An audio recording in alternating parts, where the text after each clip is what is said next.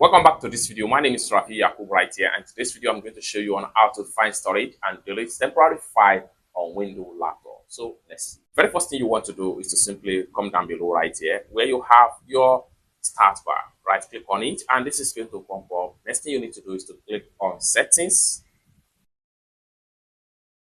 They take you right here. Next thing you need to do is to simply go to system. They take you right here. At this point here, what you need to do is to simply navigate to storage. Take you right here. And at this point here, you have all the temporary file in your storage right here. One of the first thing you need to do here is to simply make sure this button here is turned on. With that, you are going to get auto delete of temporary file on your PC, including your recycle bin. And the next thing you can do also, you can come to temporary file right here, click on the file.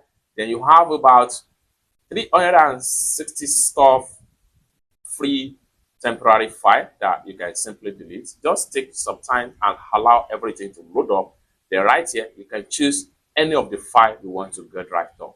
So if you want to get rid of any of the file right here, what you need to do is to simply select on the file. So right here, I have my thumbnail selected. So you have to read the detail and make sure that this is what you want to actually delete. Then make sure the temporary internet file. So I'm going to uncheck this. Then I'm going to leave temporary internet file.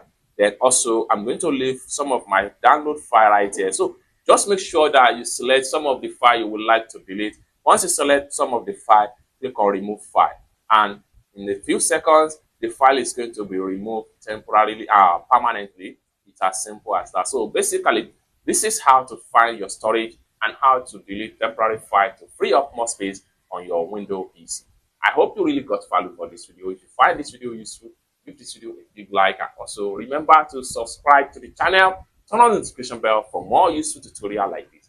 Thank you so much for watching, and I hope to see you in my next video. Peace.